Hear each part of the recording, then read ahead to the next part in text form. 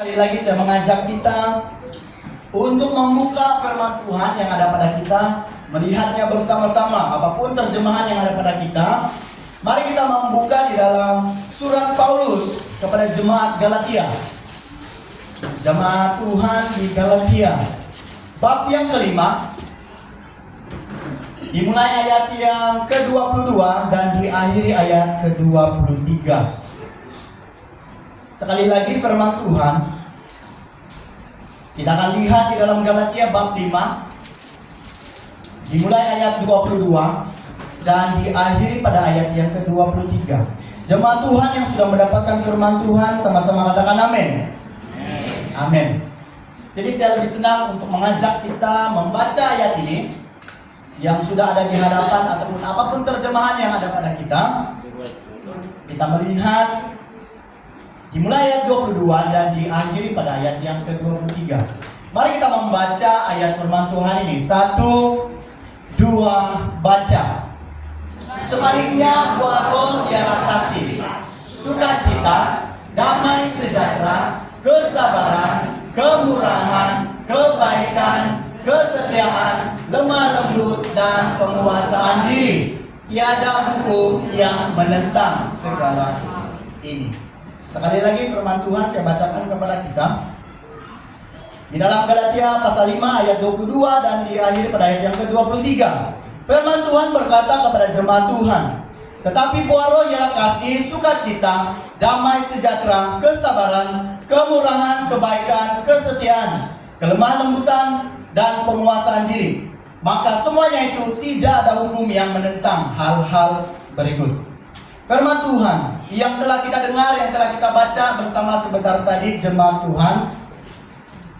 Pada minggu lalu kita telah belajar 3 buah roh di awal daripada 9 buah roh ini, yaitu kasih, sukacita, dan damai sejahtera. Saya hampir mau tanya tadi siapa yang masih ingat, tapi sudah saya baca, jadi tidak adil untuk kita untuk menghafalnya kan. Tidak mengapa, mungkin di akhir sesi ketiga minggu depan kita akan tanya jemaat Tuhan ataupun saya sendiri apakah kita sama-sama menghafal 9 buah roh ini ataupun sebaliknya. Pastinya jemaat Tuhan hafal. Amin. Amin. Jadi firman Tuhan, buah roh yang kita pelajari pada minggu lalu, sekali lagi saya katakan adalah kasih, sukacita, dan damai sejahtera. Jadi saudara-saudara yang diberkati Tuhan, jelas bahwa semua yang dicatat oleh Paulus dalam suratnya kepada jemaat di Galatia ini sama sekali tidak bertentangan dengan hukum Yahudi dan hukum Roma, apatah lagi bagi undang-undang negara kita Malaysia pada hari ini. Karena apa? Sudah pasti pada waktu kita membaca ke-9 buah roh ini, pasti tidak ada hal-hal yang jahat. Sudah pasti dan tentunya semua yang dicatat oleh Paulus adalah bukan hanya berkenan bagi Tuhan, tetapi juga sesuai dan relevan untuk diamalkan ataupun diaplikasikan jemaat Tuhan dalam kehidupannya sehari-hari. Karena apa? Ke-9 buah roh ini bukan hanya sangat penting kepada kita sebagai umat Tuhan ataupun Kristen. Kalau dunia hari ini ada yang mengkategorikan Yahudi itu Yahudi. Ada juga yang berkata Kristen dan tidak sama. Tetapi bagi saya adalah ini pendapat ataupun respon saya secara pribadi. Sebenarnya agama itu Yahudi kah dia, Kristen kah dia, kalau dia tidak mengikuti apa yang dikatakan oleh firman Tuhan, saya katakan dia bukan orang yang percaya kepada Tuhan. Amin. Sama seperti kita semua. Terima kasih. Sama seperti kita. Bayangkan kalau kita tidak mengikuti undang-undang ataupun peraturan, contohnya kita di sekolah, apatah lagi kita di dalam sebuah negara yang berbilang agama dan juga bangsa. Seandainya kalau kita tidak mengikuti peraturan ataupun undang-undang, apa yang akan kita terima? Pastinya hukuman. Sebab itu kata Paulus dalam surat Galatia ini, semua yang tercatat melalui 9 buah roh ini tidak ada bertentangan dengan hukum Yahudi, hukum Roma ataupun undang-undang di dalam sebuah negara bagi kita di dunia modern hari ini. Jadi untuk itu saudara-saudara yang diberkati Tuhan, keyakinan Paulus kepada kita semua jemaat Tuhan hari ini, bahwa jika kita memiliki buah roh dalam hidupnya, pasti orang itu akan senantiasa, selalu, every time, always, kata kita, merdeka. Amin. Kalau 9 buah roh ini, tetapi 8 saja kita dapat buat, 1 kita kasih escape, boleh kita katakan merdeka atau tidak? Iya. Tidak berapa mencapai kemerdekaan, mungkin begitu kan? Tetapi bagi saya dengan iman dan percaya kepada firman Tuhan ini, seandainya kalau kita dapat melakukan 9 atau 8 daripada 9, saya berani katakan kita bukan orang Kristen yang merdeka. Setuju? Lambaikan tangan kita yang setuju dengan kalimat saya. Oh, berarti 8 itu masih boleh merdeka. Di sini saya katakan dengan iman dan percaya saya, dan saya kongsikan kepada kita, seandainya kalau 3 buah roh daripada 9 ataupun 8 daripada 9 buah roh ini, hanya itu yang dapat kita lakukan. Sekali lagi saya katakan, kita bukan orang Kristen yang merdeka. Karena aku kurang. Ini respon saya secara pribadi yang adalah juga kalau kita cakap kita orang Kristen. Karena apa? Semua yang ada dalam firman Tuhan yang sudah kita baca tidak bertentangan dengan hukum Roma ataupun hukum Yahudi, apatah lagi undang-undang Malaysia. Pasti dan tentunya alangkah baiknya kalau kita melakukan semua itu dapat kita terapkan dalam kehidupan kita. Saya yakin juga saudara-saudari yang diberkati Tuhan, kita di tempat ini juga adalah umat Tuhan yang berbilang daripada latar belakang keluarga, bangsa, ataupun mungkin ada agama. Kalau ada, puji Tuhan.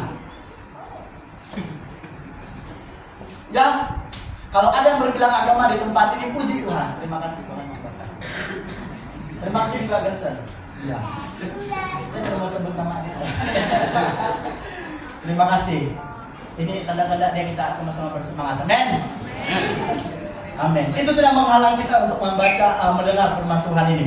Jadi saudara-saudari diberkati Tuhan, sekali lagi, ketika kita melakukan ke-9 buah roh ini ada di dalam kehidupan kita sebagai umat yang percaya, kita bukan hanya menjadi orang Kristen yang sejati, tetapi kita adalah orang-orang yang paling dicintai oleh Tuhan.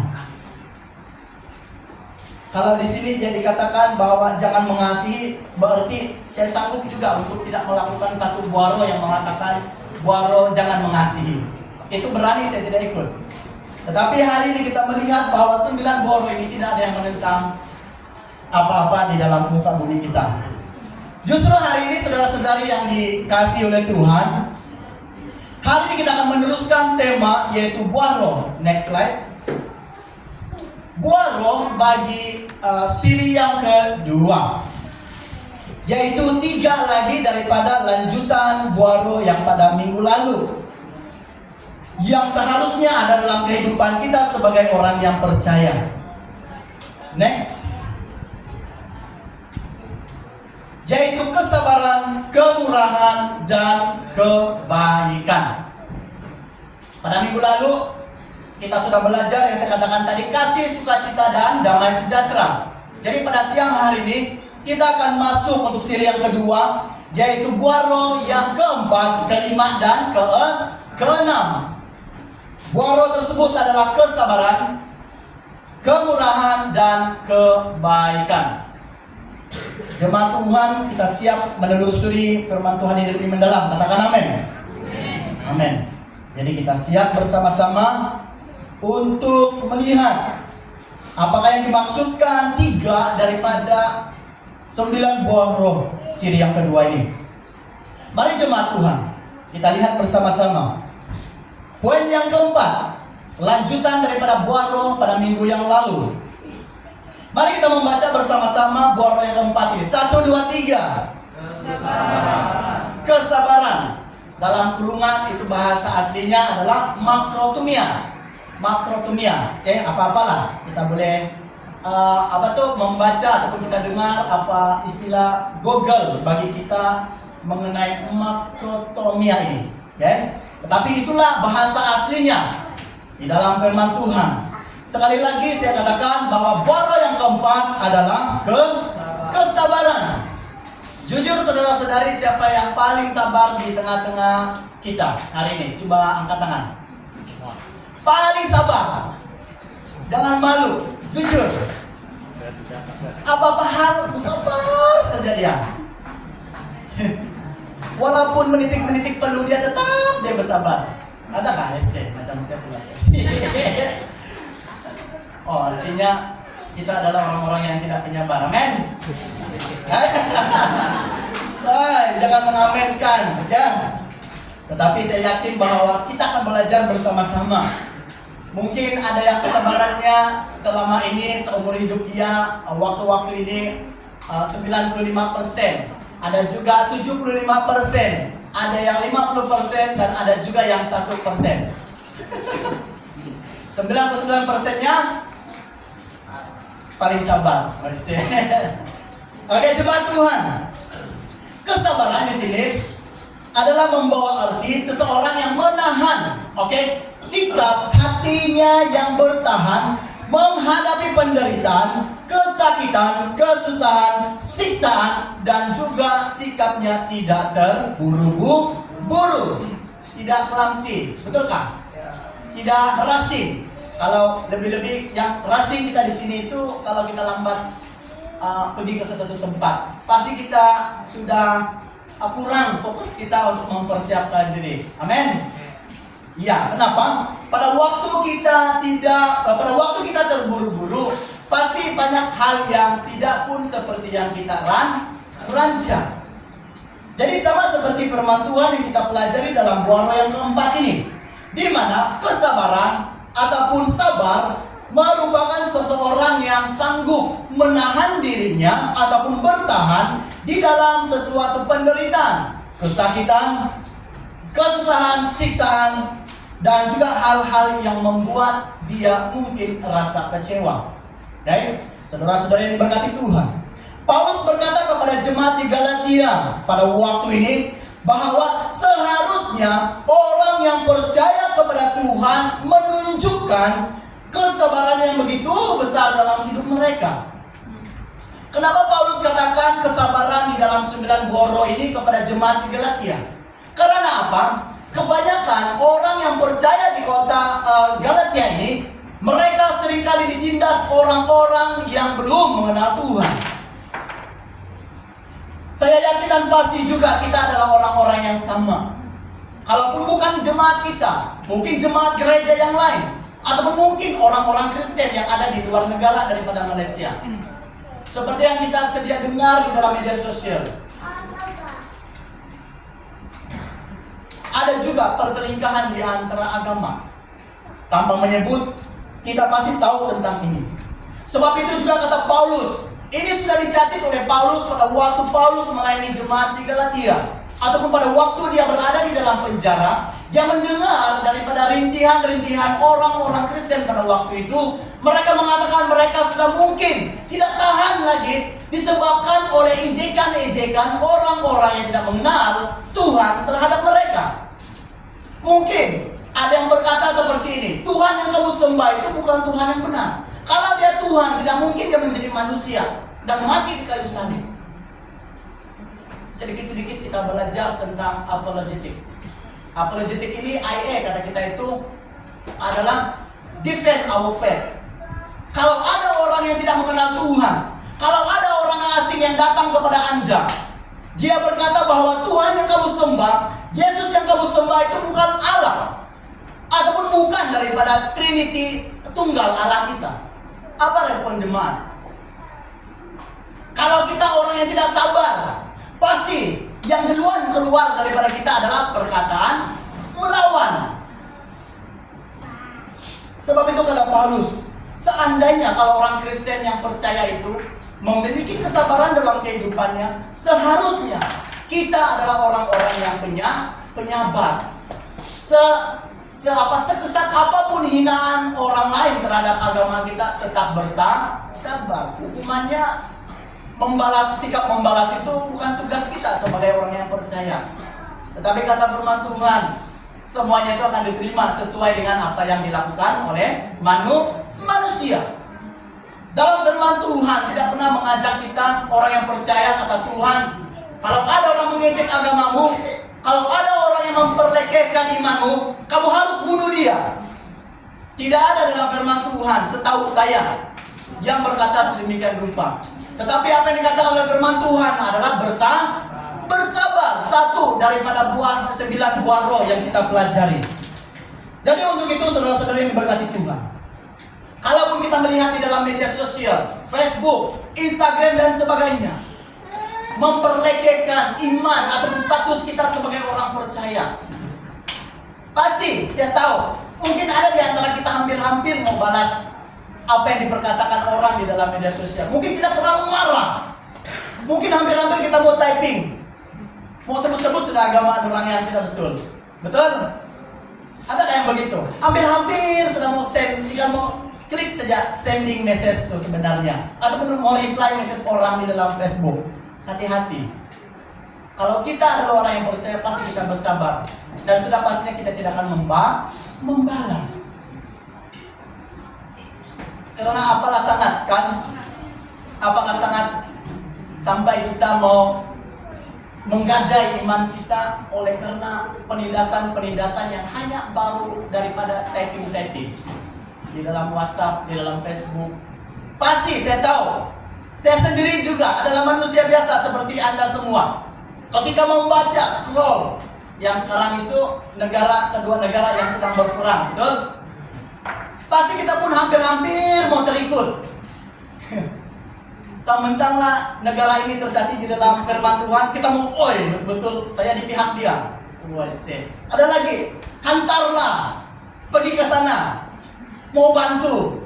Nanti antar betul-betul, Teto baru turun dari kapal terus hilang. Seandainya kan, pasti. Jadi saudara, hal ini sebenarnya sudah pun terjadi di waktu-waktu yang lama, ribuan tahun dulu. Jadi inilah gunanya firman Tuhan, manfaatnya firman Tuhan bagi kita di zaman ini. Oke?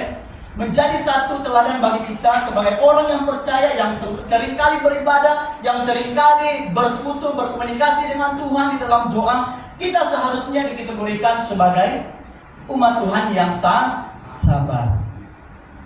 Iya. Secara jujur mengenai perang dua negara ini, tanpa menyebut, saya tidak memihak kepada siapa-siapa. Tetapi apa yang terlintas dalam pikiran saya dan juga apa yang saya imani melalui firman Tuhan, saya doakan kedua-dua negara ini supaya cepat-cepat berdamai. Amin. Saya yakin dan pasti bahwa kita semua juga sama seperti apa yang saya pikirkan. Tidak kiralah agama apa sekalipun, negara apa sekalipun, kita bukan di pihak yang untuk menjadi batu-batu api, tetapi kita adalah menjadi sebuah negara yang menyalurkan ataupun mencintai kedamaian. Pada minggu lalu, damai sejahtera. Sebab itulah Paulus mencatat 9 buah roh ini saling berkaitan di dalam kehidupan masa lalu, bahkan juga di masa orang Kristen hari ini. Jadi untuk itu jemaat yang diberkati Tuhan, Paulus berharap jemaat dapat bersabar dengan penuh. Ini yang sangat penting. Dengan penuh pengampunan. Ada orang hanya penyabar ataupun bersabar, tetapi tidak memiliki mengampuni, tidak memiliki pengampunan. Sabar. Kalau ada orang yang buat kesalahan dengan kita kan, sabar, oh Tuhan tolong saya. Tapi, tunggulah, nanti Tuhan yang balas kau tuh. Itu yang dikatakan mengampuni, bersabar tanpa pengampunan. Betul? Amin. Nah, semua kita samakan. Yang dulu berarti kita yang cerita yang sekarang. Tapi kalau yang sekarang ini pastinya kita adalah orang Kristen yang bukan hanya bersabar, tetapi kita juga disertai pengampunan. Saya pernah, saya tidak malu mengungsikan ini. Apalagi kalau biasa hidup kita sebelum mengenal Tuhan. Tidak pun saya baca tentang kesabaran ini dengan baik sebenarnya. Yalah, kita bermaaf, kita berseken, kita berpeluk. Tetapi dalam hati itu, oke, saya maafkan kau. Tapi timbullah, kalau ada yang begitu cepat-cepat bertobat sama macam saya. Tidak ada guna. Orang Kristen bersabar tetapi tidak mengampuni. Amin. Kita adalah orang Kristen yang bukan hanya bersabar tetapi sikap mengampuni. Itu dia bagi kita hari ini. Jadi dengan firman Tuhan ini yang ditulis oleh Paulus tegas menasihati jemaat Galatia, bahkan semua jemaat Tuhan yang hadir pada siang hari ini, di mana kita harus hendaklah hidup kita penuh kesabaran dan dipengaruhi sikap saling mengampuni. Saudara, kalau kita memiliki sikap seperti ini, maka kita akan dapat memiliki hikmat di dalam kita menyelesaikan apapun permasalahan yang sedang kita hadapi. Sama seperti yang saya katakan tadi. Kalau kita bersabar tetapi tidak mengampuni, hal itu akan menyerang kita pada bila-bila waktu dan membuat kita rasa tidak aman di dalam kehidupan kita. Tetapi kalau kita adalah orang yang bersabar, apapun yang terjadi, saya tetap berpegang pada iman saya Tuhan, dan saya mengampuni orang yang melakukan kesalahan terhadap saya. Itu yang seharusnya menjadi rebutan kita sebagai orang yang percaya kepada Tuhan. Amin. Amin. Jadi saya yakin dan percaya bahwa kita hari ini bukan hanya menjadi jemaat yang bersabar, passion, dan juga mengampuni. Karena ini firman Tuhan bagi kita, dan ini juga menjadi makanan rohani saya bersama dengan seisi keluarga. Kalau ikutkan manusiawi kita, pasti kita mau membalas. Tetapi firman Tuhan, surat yang dikatakan oleh Paulus, bersabar, buah roh. Kalau kita adalah orang yang percaya, yang sudah dikirimkan Roh Kudus bagi kita setelah Yesus naik ke surga dan dicurahkan pada malam Pentakosta, dan sehinggalah kepada kita hari ini. Artinya orang-orang yang percaya kepada Tuhan adalah orang-orang yang memiliki buah daripada Roh Kudus. Sebab itulah Paulus tulis dia buah roh, di mana buah-buah roh yang akan kita pelajari, yang sedang kita pelajari bahkan minggu depan ini, adalah buah roh yang bersumberkan daripada Roh Kudus. Jemaat yang diberkati Tuhan, sebagai orang yang percaya kepada Tuhan, marilah kita sabar dalam setiap pergumulan kita. Kalaupun Tuhan belum menjawab permohonan doa Anda saat hari ini, apa yang harus kita lakukan? Tetap bersabar, tetap mengampuni Tuhan. Ada yang begitu? Amin. Oh, berarti kita ada dengan apa yang saya cakap. Bukan mengampuni Tuhan, tetapi mengampuni sesama kita. Siapa kita mau mengampuni Tuhan? Saya pun tidak berani. Jadi untuk itu jemaat Tuhan, tetap bersabar terhadap isi keluarga kita. Saya kongsikan tentang kesabaran ini, karena saya pikir bahwa ini adalah real life saya sebagai seorang yang belum mengenal Tuhan sebelumnya. Mengenai kesabaran, apa yang saya lihat kesabaran ini terjadi adalah dengan orang yang paling dekat dengan saya, yaitu emak saya sendiri. Saya tidak tahu, dalam saya menjadi seorang pemuda yang hidup jauh daripada Tuhan, saya pikir-pikir lebih daripada 5 tahun. Mulanya saya terpengaruh dengan gaya hidup sosial PMM yang sangat dikasihi Tuhan. Hidup saya jauh daripada Tuhan lebih daripada 5 tahun saya pikir. Bayangkan 5 tahun kalau kita membuat sesuatu bisnis pasti banyak keuntungan.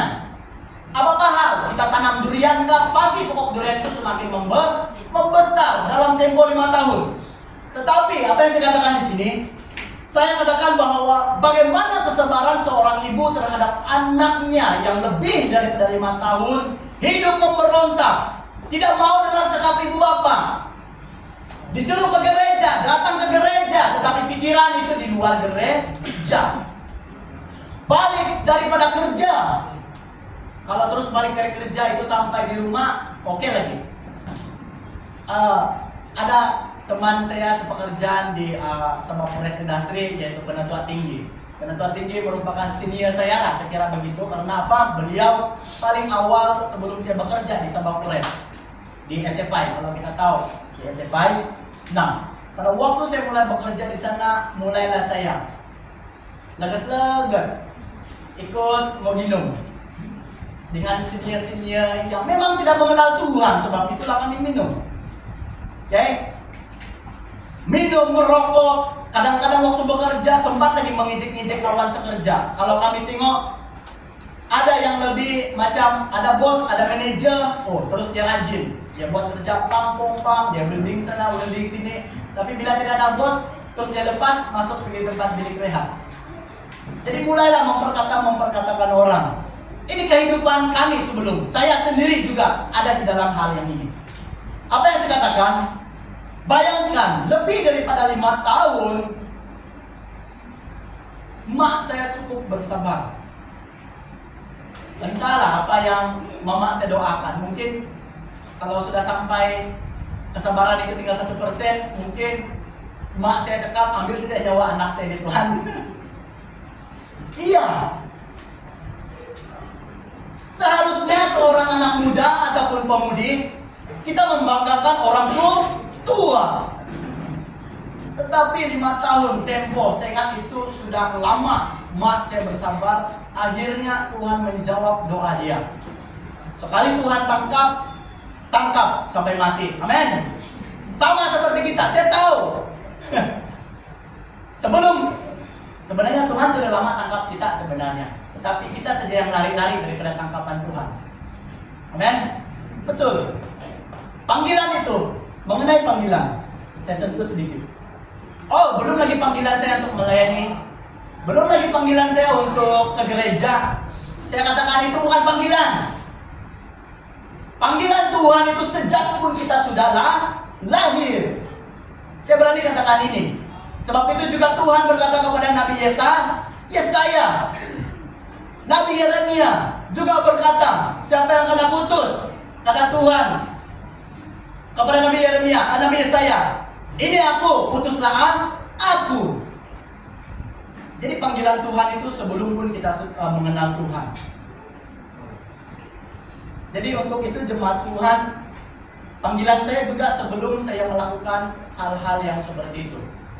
Minum, merokok, sebenarnya panggilan Tuhan itu tidak pernah hilang dalam kehidupan kita. Amin. Siapa yang setuju dengan kalimat saya? Amin. Cuma masa kita meresponi panggilan itu saja yang Tuhan nantikan. Pada waktu kita meresponi panggilan Tuhan, pada waktu kita dibaptis oleh Tuhan, Roh Kudus Tuhan, oleh para pemimpin gereja, betapa bersukacitanya di surga. Nah, semua ini sudah dicatat dalam firman Tuhan. Jadi saudara-saudari, apa yang saya katakan di sini adalah mengenai pergumulan kita dalam kehidupan. Pasti ada masalah di dalam keluarga kita. Kalau ada yang berani katakan hari ini keluarga saya senantiasa aman damai saja pastor, jangan risau, tak perlu saya dengar kesabaran ini karena keluarga saya senantiasa aman damai. Saya katakan hati-hati. Kalau sampai pada waktu kita berkata kesabaran itu tidak penting dalam keluarga kita, hati-hati. Simple. Perselisihan paham itu akan terjadi. Bukan hanya di dalam keluarga, tetapi terhadap ibu bapak dan anak. Kalau mak bapak saya tidak sabar terhadap kehidupan saya lalu, pasti saya sudah diusir daripada rumah. Sebab itu kalau kita pergi kampung saya, sebut saja nama, orang bilang. Kalau saya, dia bilang bukan bahasa yang begitu, berarti paling teruk lah di kampung. Inilah yang di depan kamu sekarang ini, jemaat Tuhan. Iya, ada masa kita pergi lewat di kampung. Amin. Kita dengar sendiri kesaksian jemaat di kampung saya. Si Joshua itu kan, dia bilang, biasa paling orang nenek-nenek tuh.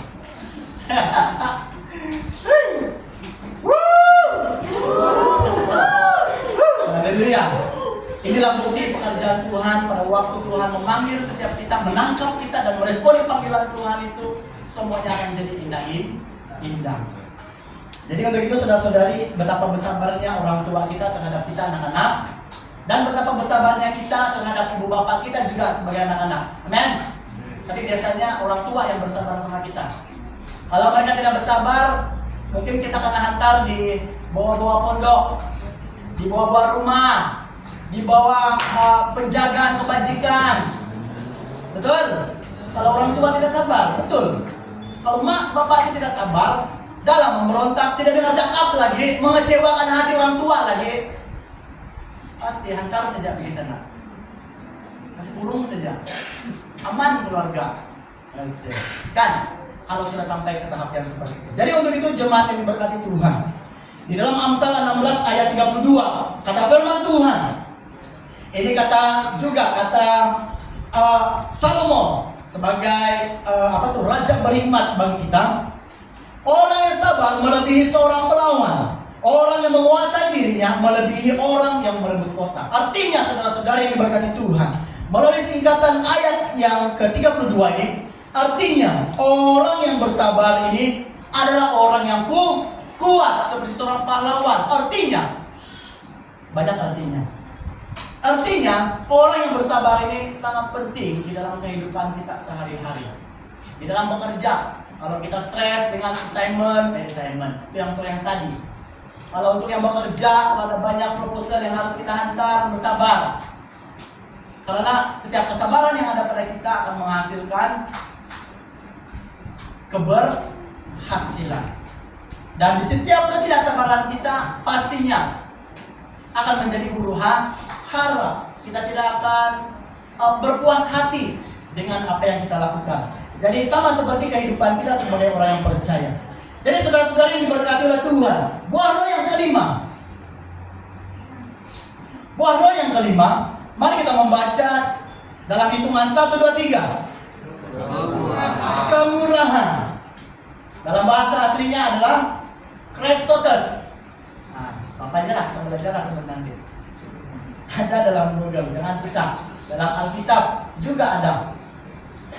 Jadi saudara-saudari jemaat yang saya kasih dan juga Tuhan Yesus kasihi di tempat ini, kemurahan adalah pertamanya merujuk kemurahan Tuhan Allah yang kita terima, dan merupakan panggilan Tuhan bagi kita untuk melaksanakan dan membahagikan kemurahan Allah kepada semua orang, supaya ini yang penting, supaya nama Tuhan dipermuliakan. Jadi saudara-saudara diberkati Tuhan, kemurahan ini bukan artinya kita ini murah. Tidak sama. Orang yang murah dengan kemurahan hati tidak sama. Ada bezanya, ada juga istilahnya. Jadi kata murah hati di sini bukan karena harga diri kita murah, tetapi kemurahan itu bagaikan mutiara, emas, berlian, diamond yang kita cari. Kemurahan hati ini sangat disukai oleh Allah, saudara-saudari jemaat Tuhan. Karena kalau pada waktu kita bermurah hati dalam konteks kehidupan kita sehari-hari, kita tidak akan hidup berfoya-foya.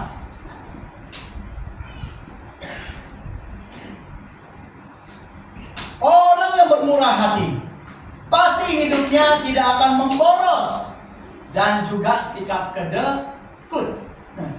Ada juga tuh cerita-cerita Piramli, kedekut. Bukan Piramli, wayang Malaysia juga itu yang dulu. Kedekut teh masin dia bilang. Kan? Kita tahu juga ini ada cerita ini. Mungkin kita tahu atau tidak tahu lah kan. Tetapi yang pasti saya pernah dengar ada satu movie kedekut teh masin dia bilang. Artinya seorang yang kedekut, tetapi hidupnya selalu memboros untuk kepentingan diri dia sendiri. Di dalam Amsal 11 ayat 24, firman Tuhan berkata demikian: ada yang menyebar harta tetapi bertambah kaya, ada yang menghemat harta secara luar biasa hartanya, namun selalu berkekurangan. Jadi kalau kita melihat Amsal yang ditulis oleh yang diilhamkan Tuhan kepada Salomo ini, kenapa ini ditulis dalam Amsal? Karena Salomo adalah orang ataupun seorang raja yang paling diberkati Tuhan dan paling banyak memiliki harta pada zaman pemerintahan bangsa Israel sewaktu dahulu.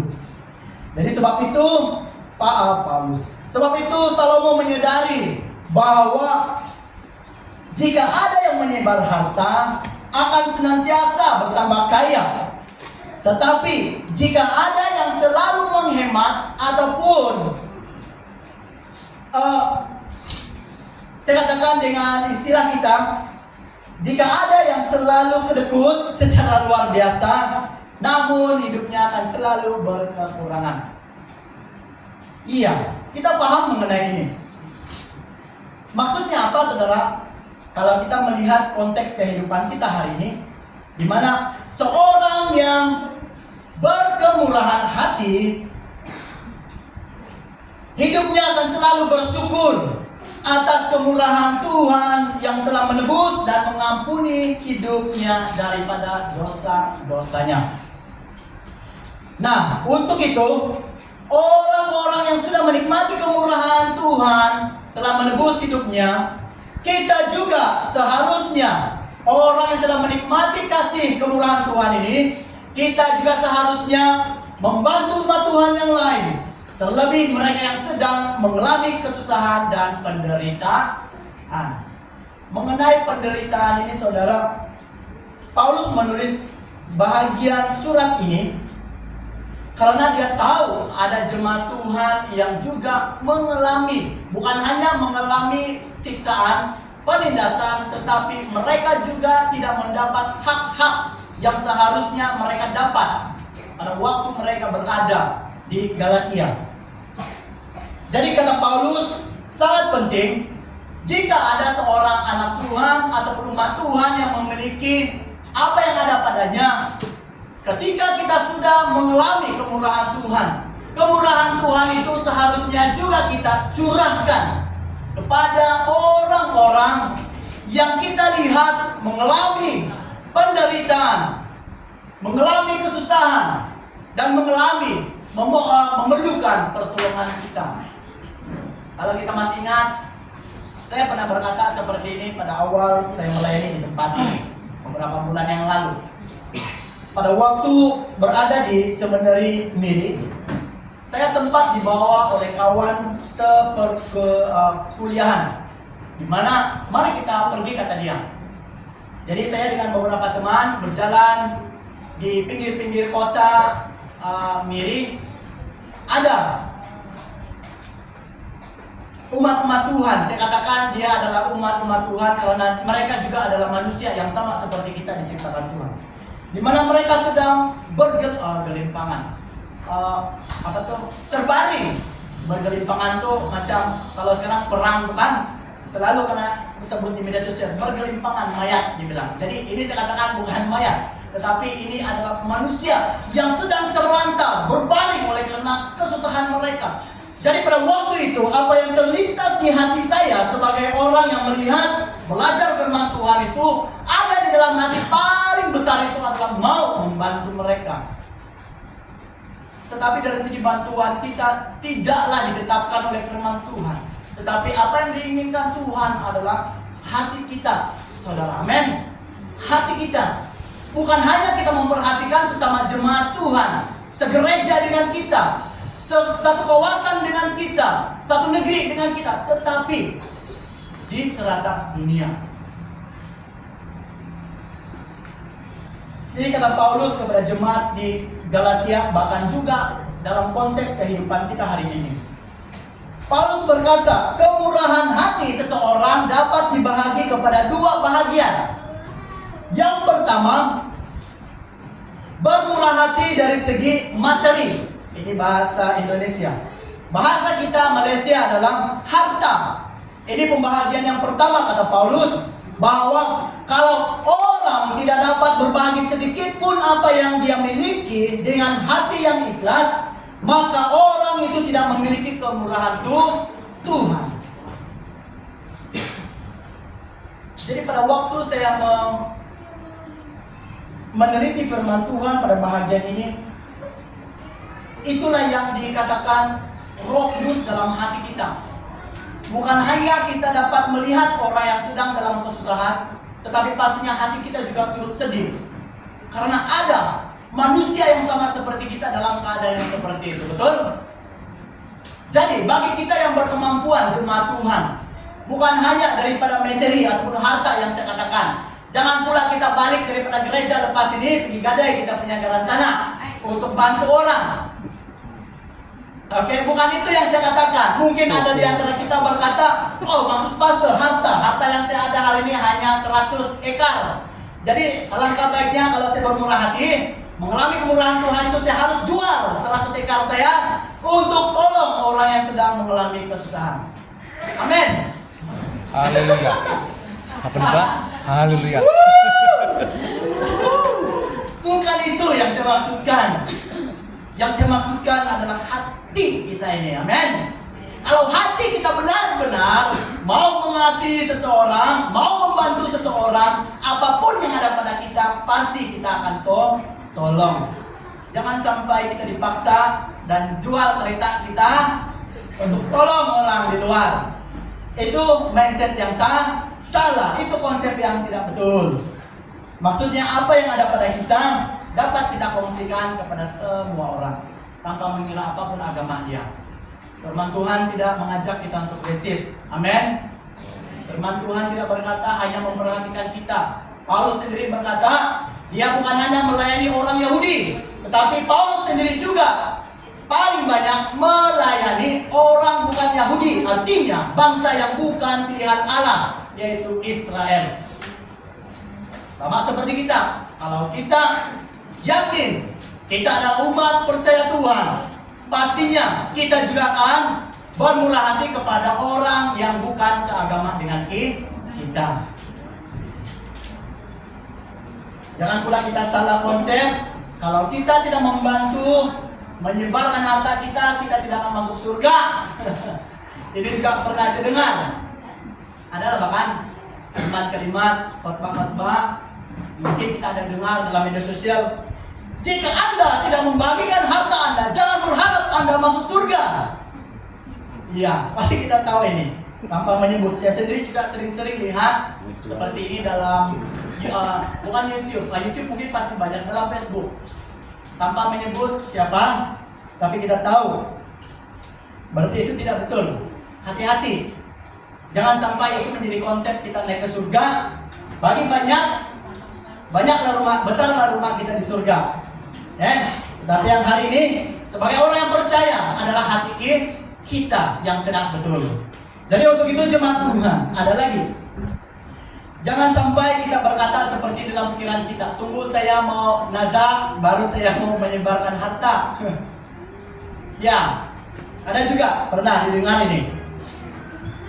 Atau tunggu saya kaya dulu, macam yang saya cakap itu, tunggu saya kaya baru saya mau kasih besar gereja kami.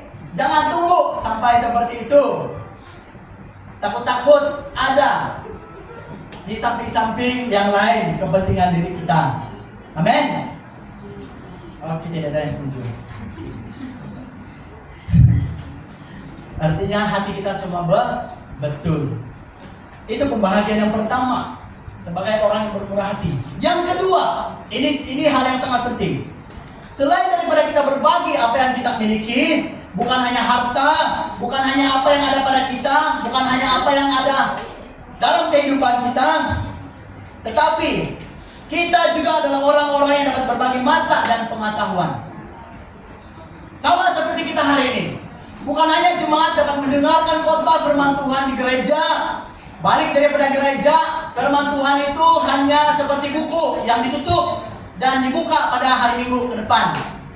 Tetapi kita sebagai orang yang percaya, yang mengenal kemurahan Tuhan dalam kehidupan kita, hidup kita akan senantiasa kita bahagikan dari segi masa dan pengetahuan. Di mana ada masa kita boleh ngopi-ngopi, Ada masa kita boleh berjumpa di kedai, ada masa kita boleh berjumpa di rumah, ada masa kita boleh berjumpa di mana-mana tempat pelayanan. Karena saudara-saudari berkati Tuhan, pada waktu kita berkongsi masa dan pengetahuan, apa yang terjadi adalah seringkali kita menceritakan tentang Tuhan. Kemurahan hati dalam kehidupan kita juga hal yang sangat penting adalah berbagi firman Tuhan dan kebenaran Tuhan bagi sesama dan juga semua orang. Amin. Katakan kiri dan kanan, bermurah hati, berbagi masa dan pengetahuan.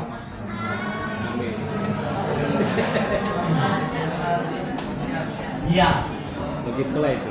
Begitulah itu kata firman Tuhan. Saya juga setuju dengan firman Tuhan ini. Kalau saya tidak bersetuju berbagi masa dengan pengetahuan, mungkin saya tidak akan berdiri di depan, betul? Karena saya pentingkan diri, belajar di sekolah, tetapi tidak mau melayani sebelum masa di gereja. Itu sikap mementingkan diri. Tetapi dengan panggilan Tuhan dalam kehidupan saya dan saudara, inilah bagi kita hari ini. Maka orang yang sudah menikmati kemurahan daripada Tuhan, kita harus berbagi masa dan pengetahuan tentang kebenaran Tuhan bagi semua orang. Saya yakin kita juga sama seperti saya sebelum ini. Kalau bercerita tentang Tuhan, biasanya kalau kita berjumpa di kedai kopi, jarang kebenaran Tuhan ini keluar. Yang paling-palingnya cerita keluar daripada pengetahuan kebenaran Tuhan. Betul? Pada waktu sekolah, belajar di seminari, tetapi pada waktu berjumpa dengan kawan-kawan, jarang itu keluar. Yang selalunya cerita tentang bola, yang selalunya cerita tentang hal-hal di luar daripada pengetahuan perkongsian firman Tuhan. Jadi hari ini mari kita sama belajar. Setiap kali kita berjumpa, tanya bagaimana, apa yang telah Tuhan lakukan dalam kehidupan Anda. Kita sebagai anak-anak Tuhan. Amin. Amin. Kongsikan, jangan malu. Saya juga pernah seperti itu. Kalau berjumpa sejak, buat apa cerita tentang Tuhan? Apa sok-sok suci? Ada kalimat ini, sok-sok suci. Pernah, tapi saya katakan hati-hati. Jangan sampai kehidupan kita hanya menjadi berkat di gereja, tapi pada waktu kita di luar, kita tidak menyalurkan pengetahuan dan masa kita yang sudah mengenal firman Tuhan ini kepada orang yang ada di luar. Amin, jemaat Tuhan. Amin. Jadi dorongan kepada kita sebagai anak-anak Tuhan, bahkan saya sendiri yang berada di hadapan Anda, marilah kita memiliki kemurahan hati seperti kemurahan hati yang diberikan Tuhan bagi kita semua. Janganlah pernah menuntut untuk sesuatu yang sudah ataupun yang akan kita lakukan. Tetapi lakukanlah semua kemurahan yang ada dalam diri hati kita untuk memuliakan Tuhan. Kalau tidak ada kalau tidak ada harta kita, tidak ada duit dengan kita, kalau kita mau menolong, jangan sampai kita mencuri harta orang. Itu sudah salah. Dan ingin hati mau bantu orang yang mengalami kesusahan, jangan sampai kita berbuat dosa. Setuju? Setuju. Saya juga setuju. Kalau tidak ada, apa yang ada pada dirimu, lakukanlah. Yang paling besar adalah berdoa. Apa yang ada padaku tidak ada, tetapi apa yang ada padaku yang menjadi kehidupan saya hari ini adalah firman Tuhan, yaitu mendoakan orang. Amin. Amin. Jangan sampai kita memaksa, itu juga tidak disukai oleh Tuhan. Jadi yang terakhir untuk sesi yang kedua, buah roh yang ke-6, next. 1, 2, 3, mari kita baca. 1, 2, 3. Kebaikan. Pasti kita tahu kebaikan. Tetapi menjadi persoalannya, kebaikannya seperti apa? Ada juga hari ini pengajaran dunia. Berbuat salah juga kebaikan. Demi kebaikan. Pernah kita dengar? Saya sanggup membunuh demi kebaikan. Pernah bukan? Nah, banyak. Coba kita membuka di dalam Facebook, bukan sekarang. Masa-masa kita meluangkan waktu, jangan sekarang, kita fokus firman Tuhan dulu. Kenapa? Saya sering kali mendengar kalimat ini. Kita melakukan hal ini demi kebaikan. Tetapi apakah konsep kebaikan yang disebut ataupun dipahami oleh mereka itu benar ataupun sebaliknya? Jadi, kebaikan yang menjadi kebaikan untuk semua orang percaya yaitu berkelakuan elok. Katakan kiri dan kanan. Kebaikan kita harus berkelakuan elok. Itu pernah tuh. Itu. Malu-malu kita mau beritahu kawan kita sebelah. Apakah kawan saya sebelah tidak cukup baik? Ada dia jeling-jeling, nah berarti belum kurang baik ya.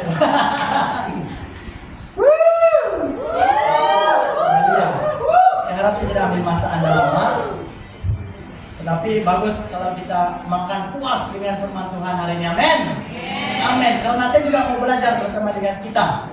Nah, berkelakuan elok dalam arti kata, dalam perkataan kita, sikap kita adalah baik, sehingga hidup seseorang itu muncul dengan indah dan sebaik yang mungkin. Di mana-mana kita pergi, kelakuan kita elok.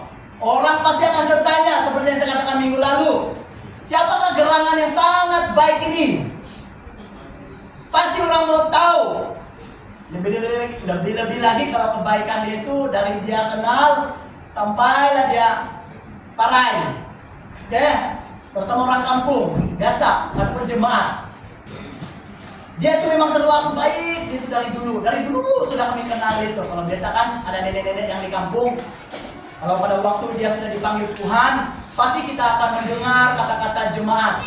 Oh, ini dulu, ini seorang yang sangat baik. Saya juga sering kali mendengar ini di kampung-kampung di mana saya berada. Jadi, alangkah baiknya kita senantiasa dalam berkelakuan elok dimanapun kita berada. Jangan berkelakuan tidak senonoh dengan jemaat ataupun semua orang yang ada di luar. Karena itu tidak dapat memuliakan nama Tuhan yang kita imani. Yang kedua, kebaikan dari sisi berpikiran baik, tidak cepat menghakimi, menghina dan mencaci maki.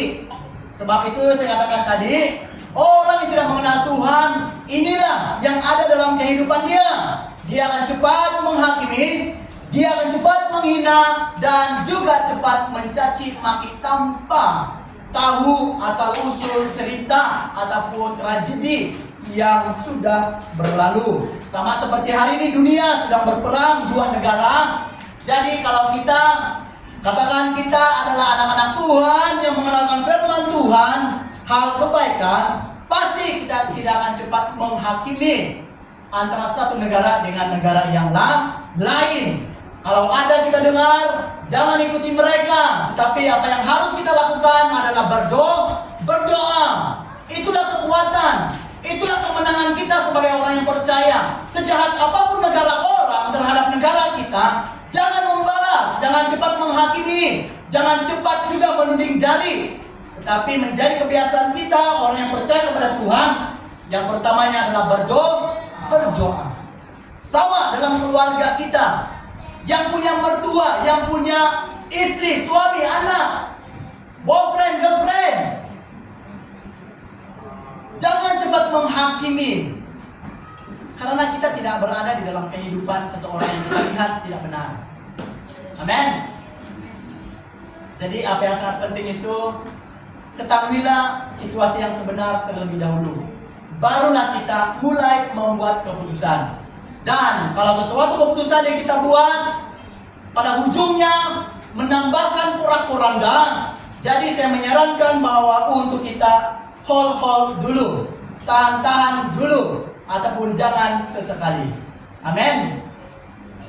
Woi, tidak ada yang setuju dengan saya. Amin. Ya, begitulah dia.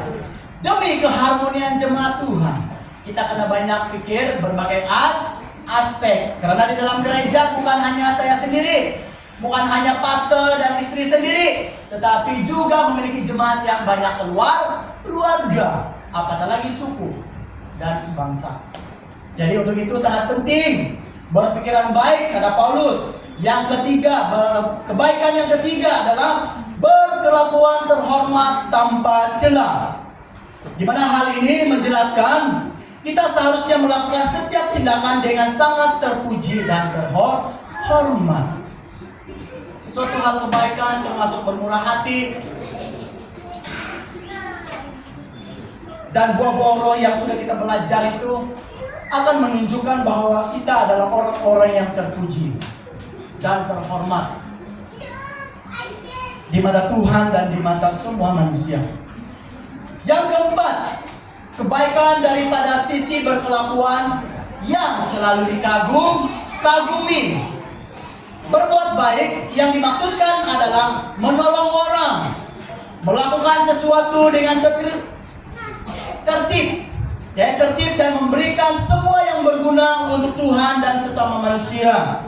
Patut dikagumi orang-orang yang seperti ini, jemaat Tuhan di tempat ini yang seperti ini, di mana kalau kita adalah orang yang selalu melakukan kebaikan, menolong, melakukan hal-hal yang tertib, maka kita adalah umat Tuhan yang selalu dikagumi orang-orang di luar, bahkan jemaat Tuhan kita di tempat ini sendiri. Amin. Amin. Kebaikan itu tidak mengira siapa orang yang ada di sekitar kita. Konsep yang salah kalau kita melihat orang ini selalu membantu kita, orang ini yang harus kita berkelakuan baik. Tidak. Tuhan tidak mengatakan hal yang demikian. Apakah orang itu baik kepada kita, apakah orang itu jahat dengan kita? Apa yang menjadi kewajiban kita sebagai orang yang percaya, tetaplah melakukan kebaikan. Amin. Jika kita menjauhkan diri daripada semua sifat kebaikan, maka jemaat Tuhan akan terdorong melakukan hal-hal yang jahat atau menyimpang dari kebenaran firman Tuhan. Pasti kita mengecewakan, menyakiti, menghina, menghakimi orang tua, anak-anak, ataupun orang yang ada di sekitar kita. Seandainya kita tidak memiliki buah roh kebaikan ini. Katakan kiri dan kanan, milikilah buah roh kebaikan. Bukan maksudnya khawatir dan kamu tidak baik, tetapi sama-sama hidup dalam kebaikan. Amin. Berarti Anda masih dengan saya. Kalau Anda sunyi berarti Anda tidak bersama dengan saya. Amin. Jadi saudara-saudara yang diberkati Tuhan, Paulus mendorong jemaat Galatia pada waktu ini dan bagi kita saat hari ini. Milikilah hati yang penuh dengan kebaikan. Karena setiap kebaikan yang kita pikirkan, kita perkatakan, yang kita lakukan, semuanya itu akan memuliakan nama Tuhan di tengah-tengah umat manusia. Walaupun orang lain suka melukakan, mengecewakan kita, tidak melakukan kebaikan terhadap kita, suka meremehkan hidup kita, ataupun suka mempengaruhi hidup kita dengan hal-hal yang tidak baik, maka kita sebagai orang yang percaya kepada Tuhan, hiduplah senantiasa dalam kebaikan. Konsep yang benar dalam kita berkehidupan hari-hari kita, jemaat Tuhan, jangan membiarkan orang mempengaruhi kita dengan hal-hal yang negatif. Tetapi kita harus mempengaruhi orang dengan hal-hal yang negatif dan juga menerima hal-hal yang positif daripada orang lain. Kita punya hak diri kita sendiri. Kalau hal itu tidak bagus, jangan kita ambil. Kalau itu tidak mendorong, mempertingkatkan iman kita kepada Tuhan, so jangan ikuti. Amin. Amin. Kita ini adalah utusan-utusan Tuhan. Keluar daripada gereja, kita tidak dengan tangan kosong, tetapi kita membawa firman Tuhan ini menjadi makanan sehari-hari kita di luar sana. Masih bersama dengan saya, amin. Amin, masih. Jadi saudara-saudara yang berkati Tuhan, tetaplah setia melakukan kebaikan kepada semua orang, karena sikap dan perilaku kebaikan adalah sikap terpuji di mata Tuhan. Amin. Mari kita letakkan tangan kita di dada. Saya mengajak kita dengan kerendahan hati saya terhadap Anda dan di hadapan Tuhan. Mari kita berdiri sambil kita meletakkan tangan kita di dada. sebagai orang Kristen yang sudah dimerdekakan Tuhan, sebagai orang Kristen yang sudah ditebus daripada dosa-dosa kita, sebagai orang yang sudah dan paling sangat dikasihi, dicintai oleh Tuhan, maka hari ini seharusnya kita hidup di dalam buah roh. Yang keempat adalah kesabaran. Yang kelima, kemurahan. Yang keenam, kebaikan. Jadi untuk itu, biarlah nama Tuhan ditinggikan, dimuliakan melalui hidup kita pada waktu kita selama kita masih hidup. Amin. Amin. Mari saya mengajak tim untuk bersama dengan saya di hadapan. Kita bersama meresponi firman Tuhan dengan doa kita selepas ini, dan terlebih kita menyanyikan satu lagu penyembahan kita kepada Tuhan.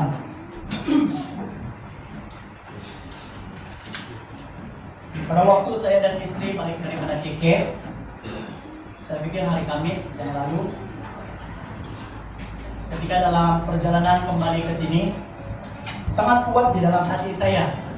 Seperti yang saya katakan minggu lalu, pada waktu kata-kata itu sangat kuat, saya tidak mau hol-hol dia dalam hati saya untuk saya sendiri. Tetapi saya mau juga jemaat Tuhan dapat menikmati hari ini bersama-sama. Di mana apa yang paling kuat berkata-kata dalam hati saya adalah kita harus kuat di dalam doa. Istri juga mendengar pada waktu sambil saya driving. Kata-kata ini sangat kuat dalam hati saya katakan. Pada hari Minggu nanti, saya mau mengajak jemaat untuk berdoa. Kalau pastor sendiri saja yang berdoa, ataupun pemimpin gereja saja yang berdoa, tidak cukup untuk sebuah gereja yang megah. Jadi hari ini, mari kita bersama-sama meresponi Tuhan dalam hidup kita. Memang kita adalah orang yang percaya kepada Tuhan, tetapi sebagai orang yang percaya, kita juga harus hidup di dalam kebenaran firman Tuhan dan juga saling mendoakan. Amin. Amin. Jadi mari kita nyanyikan Pulihkan Negeri Kami. Saya rindu mengubah seketika tajuk lagu ini adalah Pulihkan Gereja Kami. Kalau hal ini tidak menjadi sesuatu yang harus disampaikan kepada jemaat, artinya hari ini saya sudah lupa mengenai hal ini.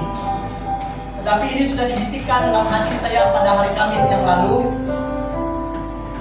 mengatakan untuk mengajak semua jemaat Tuhan untuk berdoa. Kalau pada minggu lalu saya mengajak dengan kerelaan hati kita untuk maju ke depan, tetapi saat hari ini, siang hari ini, saya meminta kita untuk berkumpul di dalam keluarga kita masing-masing. Jika tidak keberatan, mungkin boleh kita alihkan kita punya kerusi selepas ini seketika, kalau kerusi itu tidak mengganggu. Bersama dengan ahli keluarga